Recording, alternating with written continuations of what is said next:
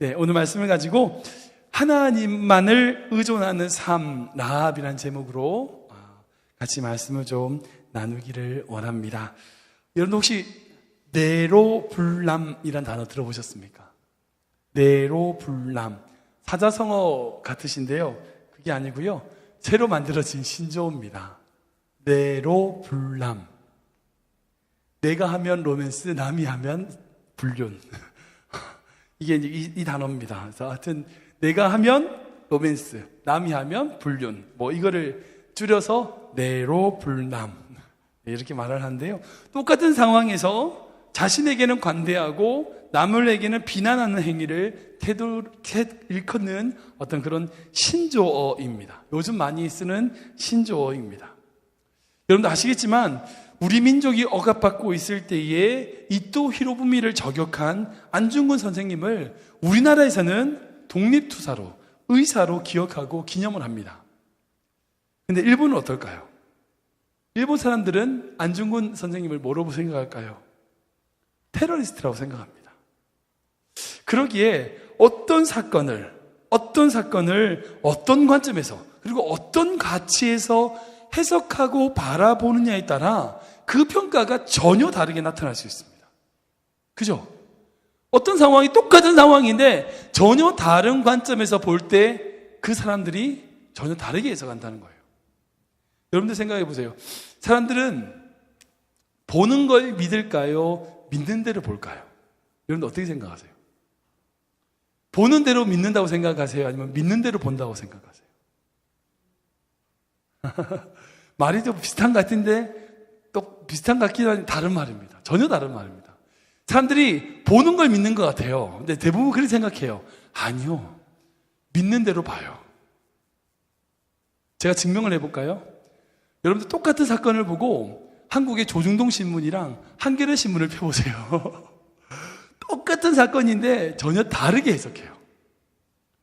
보수 쪽에서 보는, 언론에서 보는 그 사건을 바라보는 관점, 진보 신문에서 바라보는 관점이 달라요. 똑같은 사건인데 조중동과 한겨레가 달라요. 사람들은요, 보는 걸 믿는 게 아니라 자기가 믿는 대로 봐요. 그리고 자기 믿는 대로 해석을 해서 그게 진실이라고 생각해요. 그게 인간의 한계점이에요. 오늘의 본문에 등장하는 라합도 좀 이런 비슷한 케이스라고 해석될 수 있습니다. 여러분, 라합은 참 좋은 여자일까요? 아니면 배신자일까요?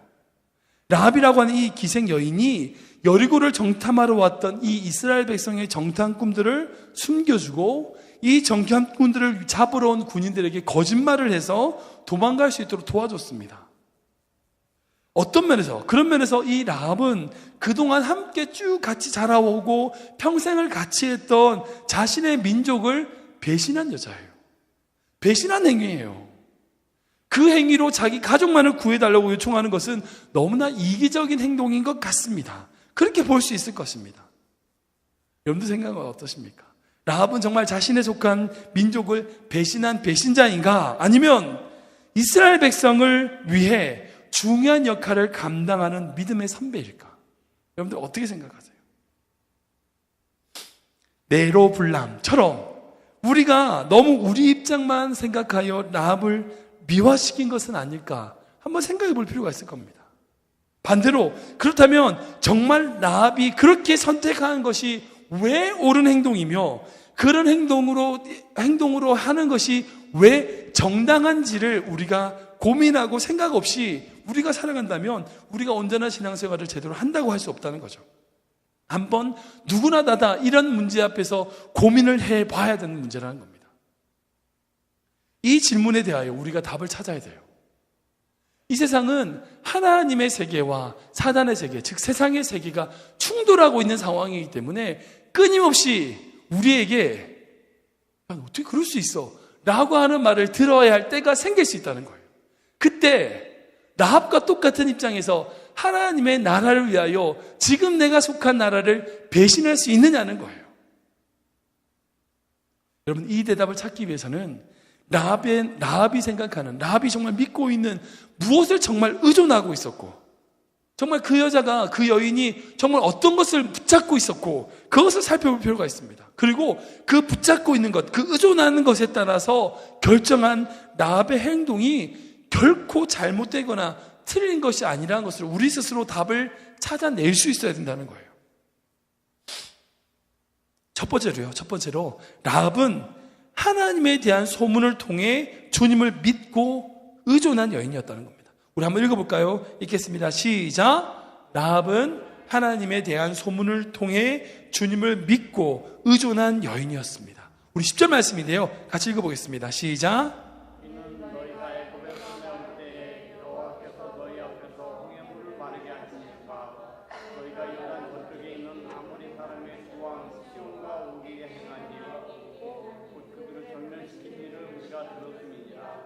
아멘.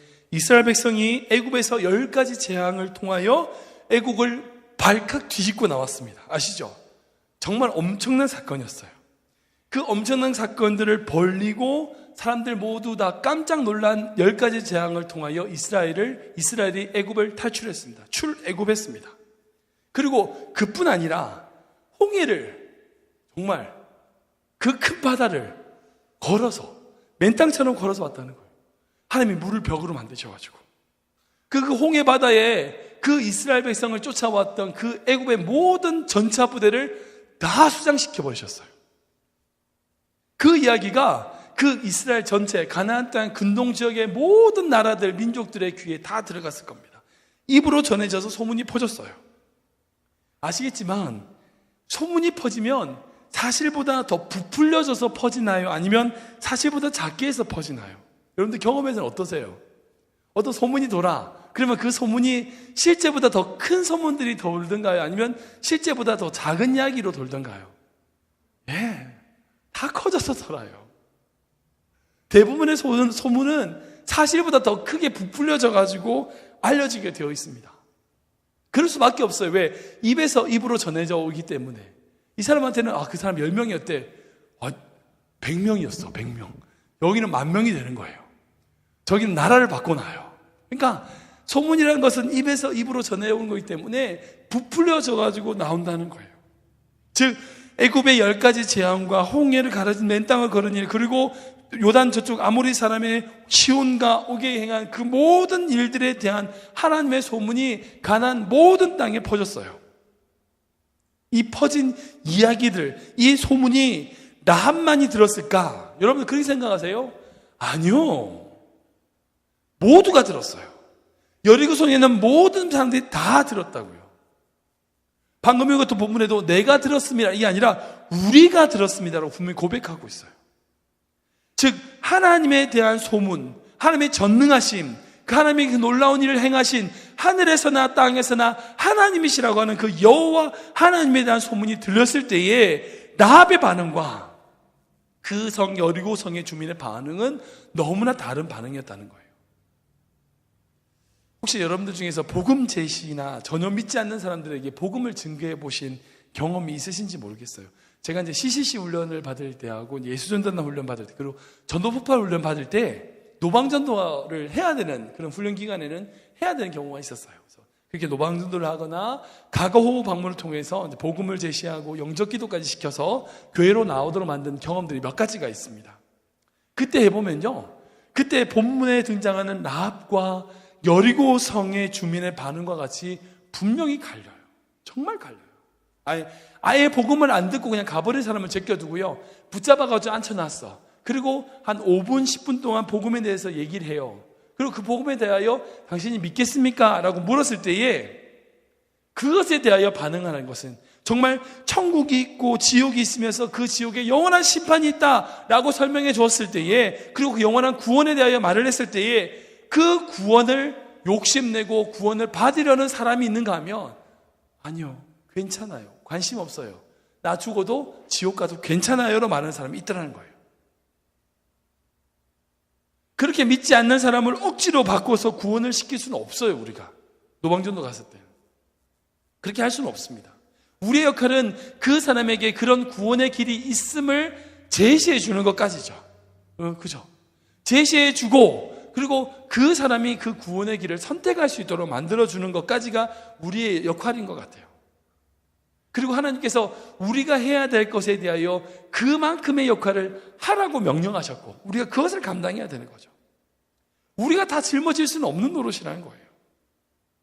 많은 분들이 생각하기에 왜 하나님이 여리고를 그렇게 공격하시고 사람을 죽이셨느냐라고 묻겠지만 오히려 나는 왜 여리고 사람들은 라합과 같이 그렇게 하나님께 나오지 않았느냐라고 묻고 싶어요. 아니 적어도 시므온 주민처럼 시므온 거민처럼 위장을 해서라도 살려고 어떤 방법이든지 구원을 받으려고 몸부림쳐야 될 텐데 끝까지 대항을 하잖아요. 끝까지 싸우려고 하잖아요. 끝까지 성벽을 닫고 끝까지 하나님에 대하여 거부하고 닫고 있었잖아요. 여러분, 하나님이 여리고를 버린 게 아니에요. 많은 성도들이 착각해요. 하나님이 이스라엘 백성을 위해서 여리고를 치시고 여리고를 버렸다. 아니요. 하나님이 여리고를 버리신 게 아니라 여리고가 심판을 받을 때가 되었기에 이스라엘 백성을 통하여 심판을 하신 거예요. 그리고 그 심판 앞에 반드시 하나님은 구원의 길을 열어놓으셨어요. 라합과 같이. 그 증거가 라합인 거예요. 여러분, 라합은 기생이다 보니까 소문에 익숙할 거예요. 소문을 많이 들었을 거예요. 하나님에 대한 이야기를 많이 들었을 거예요. 그리고 그런 일들이 있었다는 것에 대하여 막 부풀려진 이야기를 들었을 거라고요. 그 소문을 듣고 그 이야기를 통하여 하나님이 어떤 분인지 정확하게 알았어요. 그리고 그 하나님을 말미암아 구원을 받아야 되겠다고 생각을 할 거예요. 근데 그럴 수 있었던 이유가 뭐냐? 그녀가 기생이었기 때문이라고 생각해요. 묵상해보니까 그래요. 그녀가 기생으로 자기의 생업을 위하여 기생짓을 했지만 그녀는 생각했을 거예요. 이 성은 멸망받아도 될 만해. 이해되세요? 그녀가 자기의 몸을 팔기도 하고요, 술을 팔기도 하고요, 그렇게 생활을 하고 있었지만, 그런 삶을 살고 있었지만, 그런 죄 가운데 있었지만, 그렇게 함께 죄를 짓고 있는 사람들을 보면서 그래, 이 성은 멸망당할 만한 해 라고 생각했을 거라고. 그 속에서 나는 그럼 어떻게 구원을 받을 수 있을까라고 고민을 한 거죠. 사람들은 어떻게 생각했어요? 우리는 멸망당할 수 없어. 왜? 우리에게 큰 성이 있거든. 절대 난공불락의 큰 성이 있기 때문에 우리를 멸망당하지 않을 거야 라고 생각을 했고, 이 라합은 여리고가 멸망받을 때가 되었다고 생각한 거예요. 왜? 자기 주변에 타락한 인간들을 보니까. 그런데 하나님은 이 정탐꾼을 기생의 집에 들어가게 하신 거예요. 그곳에서 들어온 정탐꾼을 라합이 숨겨주고 결국 구원을 받게 됩니다. 그러기에 그 정탐꾼은 하나님이 라합을 구원하기 위한 통로였음을 우리 믿음으로 보게 된다는 겁니다. 그 사람이 얼마나 많은 올바른 일을 했는지, 착한 일을 했는지, 아니 그녀가 얼마나 나쁜 짓을 했는지 그게 중요한 게 아니라 하나님이 어떤 분인지를 알고 그분 앞에 나의 인생을 걸고 그분께 나의 모든 것을 걸겠다고 결정을 한 순간 하나님은 정탐꾼을 보내주셔서 그녀가 구원받을 수 있도록 인도해 주셨다는 거예요. 여러분, 우리 앞에 하나님은 끊임없이 구원의 통로를 보내주시고 하나님은 날마다 우리에게 구원의 일을 이룰 수 있는 수많은 믿음의 길들을 보여주십니다. 때로는 이해가 안 돼도요, 그 사람들 속에서 일하시를 하나님을 기대하시기 바랍니다. 두 번째로 하나님을 의존한 라합은 두려워할 것을 두려워한 여인이었습니다. 한번 읽어볼까요? 시작. 두려워할 것을 두려워한 여인이었습니다. 우리 11절 말씀 읽어볼까요? 시작.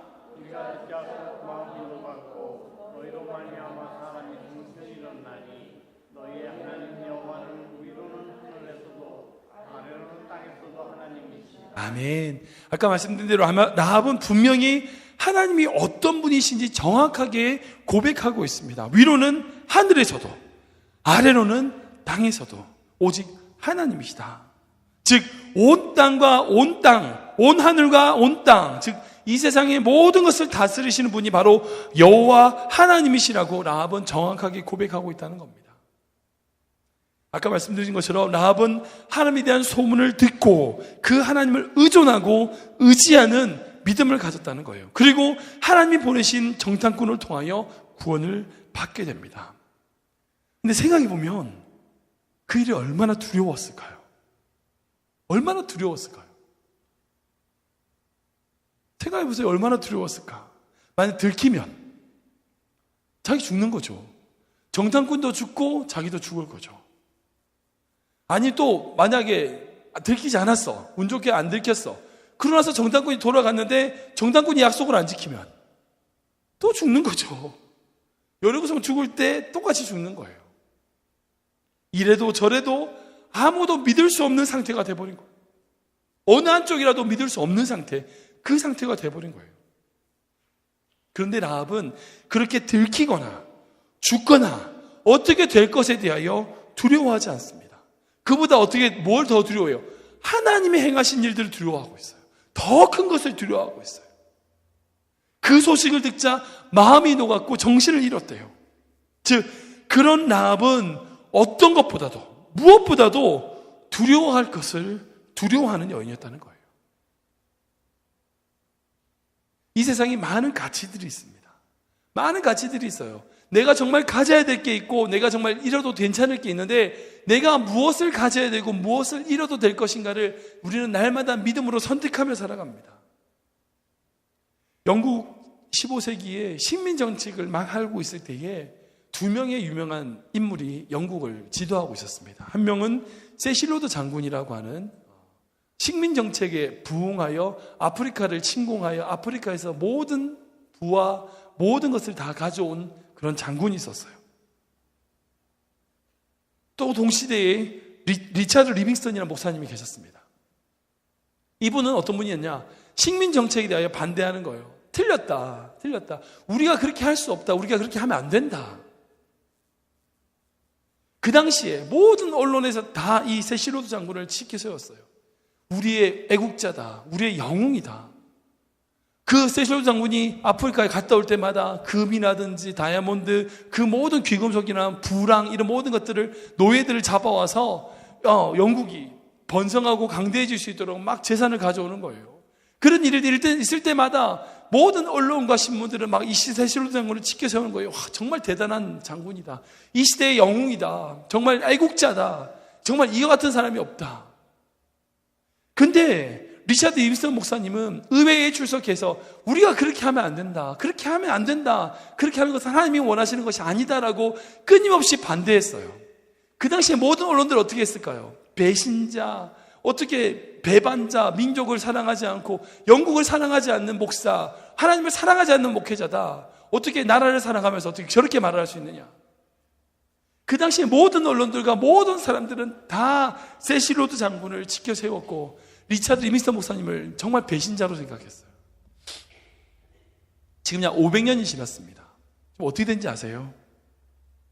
이 세실로드 장군의 무덤은 어디 있는지도 몰라요. 근데 리차드 리빙스턴 목사님의 무덤은 왕궁 묘실에 안장되어 있어요. 그래서 사람들은 기억하는 거예요. 살아있는 영국의 양심, 리차드 리빙스턴이라는 거예요. 그 당시에 모든 사람들이 지켜 세우고 그래 옳다 잘한다 해서 그 모든 일들을 해냈던 세실로드 장군은 그의 무덤이 어디 있는조차 정말 사람들 다 잊어버리고 지나가요.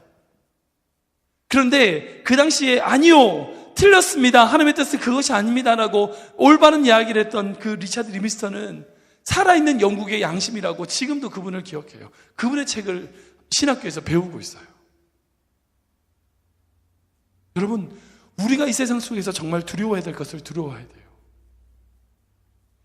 하나님이 보신다면, 정말 하나님이 우리의 삶을 보신다면 우리가 하나님을 두려워할 수 있는 사람이 되어야 돼요. 사람들의 평가를 두려워하면 안 돼요. 다른 사람들이 우리 교회를 어떻게 바라보는지 중요하지 않아요. 중요하지 않아요. 하나님이 우리 교회를 어떻게 보시냐는 거예요.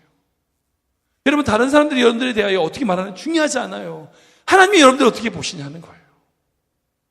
여러분들의 기도에 하나님의 마음을 담으셔야 돼요. 여러분들 신앙생활에 주님의 뜻을 이루기 위하여 다 살아가셔야 돼요. 우리가 하나님을 두려워하는 믿음이 있을 때에 세상이 두렵지 않게 되는 거예요. 라합은 그렇게 하나님을 의존함으로, 하나님을 붙들므로 세상을 놓을 수 있는 거예요. 세 번째로 하나님을 의존한 라합은 믿음으로 하나님을 따르는 삶을 결정한 여인이었다는 겁니다. 한번 읽어보겠습니다. 시작. 결정한 여인이었습니다. 우리 12절 말씀인데요. 한번 읽어보겠습니다. 시작.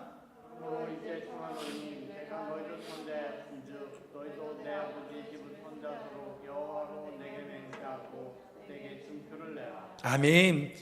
때로는요, 하나님과 물질, 하나님과 명예, 하나님과 학문, 하나님과 그 어떤 것, 즉 하나님과 세상 사이에서 우리가 한쪽을 선택해야 될 때가 있습니다. 그러나 어떤 경우에라도요, 하나님 외에 다른 것을 선택할 수 없습니다. 그것이 아무리 작은 선택이라 할지라도 하나님이 아닌 다른 것을 선택하면요, 망하게 돼요.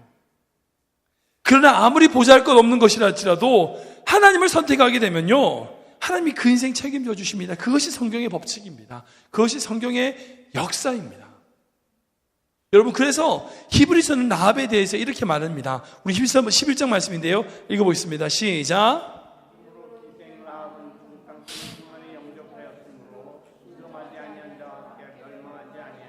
아멘. 정탐꾼을 영접한 것이 믿음 때문이었다는 겁니다. 그리고 그렇지 않았던 여리고 사람들은 하나님의 뜻을 순종하지 아니한 자들이라고 말씀합니다. 결국 우리는 날마다 믿음으로 하나님을 선택해야 됩니다. 그리고 우리의 욕심을 하나님이 아닌 것으로 선택하게 되면, 우리의 욕심으로 하나님이 아닌 다른 것을 선택하게 되면요, 여러분, 그 잘못된 선택으로 그냥 잘못된 선택이야, 이것으로 끝나는 게 아니고 뭐가 되냐? 순종하지 않은 게 돼요. 결국 하나님 대신하여 내가 선택한 그것과 함께 결국 내가 망하게 된다는 겁니다. 이게 성경의 법칙입니다. 여리고 사람들이 왜 이스라엘 백성을 갖지 않게 여겼을까요? 그들에게 무엇이 있었을까요? 무엇 믿고 그렇게 하나님에 대하여 거부했을까요? 분명히 그들에게 구원을 받을 수 있는 여러 가지 찬스와 기회들이 있었음에도 불구하고 왜 그들은 하나님 앞에 순종하지 않았을까요? 믿음으로 하나님을 선택하지 못했을까요? 여리고성이 있다는 거예요. 무너지지 않는 그 난공불락의 성이 있다는 거예요. 아무리 걔들이 그렇다 치더라도, 그런 신이 있다 하더라도 이거는 못 무너뜨릴 거야. 구약의 창세기에 보면 여러분 아시겠지만 하나님을 대적하여 바벨탑을 쌓습니다. 바벨탑을 쌓을 때 인간들이 뭐라고 그러는지 아세요? 우리의 힘으로 하나님의 뜻을 거역하자는 거예요. 우리가 쌓은 그 바벨탑으로 하나님을 대적하자는 거예요. 이 여리고성의 사람들은 자신의 그 여리고성이 바벨탑이었어요. 그래서 하나님 무너뜨리신 거예요. 제가 CBMC에서 가서 간증도 들어보고 여러 가지 사람들 들어보면요, 결국 하나님은 바벨탑을 무너뜨리시는 분이에요. 가만히 안 두세요. 하나님은 결코 바벨탑을 그냥 두시지 않으세요. 무너뜨리세요. 하나님 외에 내가 하나님보다 더 높아진 그 무엇을, 내가 의존하는 그 무엇을 쥐고 있으면요, 결국 하나님 그것을 뺏어가세요. 그리고 하나님 의지하게 만드세요. 그게 하나님 우리를 사랑하시는 방법이라는 거예요. 저는 우리 사랑하는 클리브랜드 한장로교회 성도님들이 믿음으로 주님을 선택하는 삶을 살기를 주님은 축원합니다. 여러분, 그렇게 우리가 하나님을 선택하면요, 라합처럼 절대절명의 위기의 순간에서 하나님께 구원을 받고 결국 하나님의 구원의 역사에 영원히 기록되는 믿음의 여인으로 쓰임받게 된다는 겁니다. 그래서 결국은 믿음 없이는 하나님을 기쁘시게 못하는 거예요. 그렇게 쓰임받기 위해서는 믿음이 있어야 되는 거예요. 믿음으로 결정하고 그 믿음 따라 걸어갈 때에 그 삶을 하나님이 기뻐하시는 삶으로 만들어 나가신다는 겁니다. 말씀을 좀 정리해 보겠습니다. 결국 이 모든 일들, 라합을 구원하시는 이 모든 일들은 하나님이 미리 예비하신 거예요. 우리 1절 말씀 한번 다시 읽어볼까요? 같이 읽겠습니다. 시작.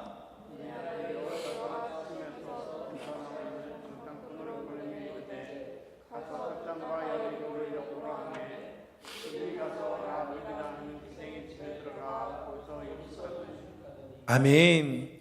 정탐꾼들이 여리고를 살피러 간 것을 우리가 볼 수 있습니다. 누가 보냈죠? 여호수아가 보냈습니다. 1절 말씀 보면. 근데 여호수아가 그 성을 알까요? 모를까요? 여러분 생각하세요. 여호수아가 그 성을 알까요? 모를까요? 알죠. 왜 알아요? 이전에 12명 정탐꾼 중에 누가 있었어요? 여호수아가 있었잖아요. 그리고 이 여호수아가 가나안 땅을 다 두루 다니면서 정탐을 하고 왔어요. 그러면 그 가나안 제일 입구에 있는 제일 큰 성 여리고를 봤을까요? 안 봤을까요? 봤겠죠. 여호수아는 다 그 성을 알고 있었어요. 이미 정탐했던 지역이었어요. 다 이미 알고 있었어요. 근데 다시 이 정탐꾼을 보내요. 왜 보냈을까? 물론 여호수아의 어떤 겸손함일 수도 있어요. 꼼꼼함일 수도 있어요. 지도자가 가져야 될 어떤 꼼꼼함, 리더십일 수도 있어요. 자기가 이미 알지만 한 번 더 보내서 한 번 더 확인하는 그런 꼼꼼함과 어떤 겸손함도 이 여호수아의 리더십으로 칭찬할 만하다고 생각해요. 근데 결국 그 정탐꾼은 왜 갔느냐? 라합 가족 구원하러 갔어요. 라합이 믿고 의지하고 두려워하지 않아서 구원받았다? 여러분들 그렇게 하시면 안 돼요. 그 라합조차도 구원하시는 하나님의 손길을 붙들어 주시는 하나님의 섭리와 예정하심으로 말미암아 구원받은 거예요. 여러분, 때론 우리가 잘못된 길로 가고요. 그 길로 보낸 우리가 잘못된 길로 한참 가서 너무나 어려운 일이 있다 할지라도 여러분, 그 또한 하나님이 우리를 이끌어 나가시는 또 다른 계획임을 믿어야 됩니다. 우리를 통해서 일하신 하나님을 기대하는 믿음을 가지셔야 돼요. 여러분, 라합은 그 라합의 삶을 통하여 결국 나중에 메시아가 태어나게 되는 그 놀라운 일을 쓰임받기 위한 그 한 여인을 구하기 위하여 여호수아는 몰랐죠. 정탐꾼을 보내게 돼요. 인간의 시각에서는 그냥 여호수아는 정탐꾼을 보낸 것으로 끝났지만 하나님의 시각에서는 예수 그리스도를 태어나가기 위하여 이 라합이 필요했고 이 라합이 필요하기에 정탐꾼을 보내는 하나님의 놀라운 큰 역사를 보게 된다고요. 지금 여러분들의 삶을 그저 내가 혼자 살아가는 인생으로 살아가지 마십시오. 하나님이 여러분들의 삶을 붙들어 주시는 거예요. 여러분들의 삶을 통하여 역사하시는 분은 하나님이시라는 거예요. 저는 여러분, 우리 사랑하는 클리브랜드 한인장로교회 우리 권사님, 집사님들, 우리 여성분들이 라합과 같은 믿음의 여인 되기를 주님을 축원합니다. 어찌 보면 정말 가장 작은 자 같지만 하나님의 나라에서는 정말 큰 자다, 크다라고 말씀하는 그런 믿음의 여인. 세상 두려워하지 않고 자기에게 있는 어떤 문제에 두려워하지 않고 하나님 바라보고 나아가는 믿음의 여인, 그 믿음의 성도님 되시길 주님 이름으로 축원합니다. 기도하겠습니다. 하나님 감사합니다. 우리 삶을 통하여 일하실 주님을 찬양합니다.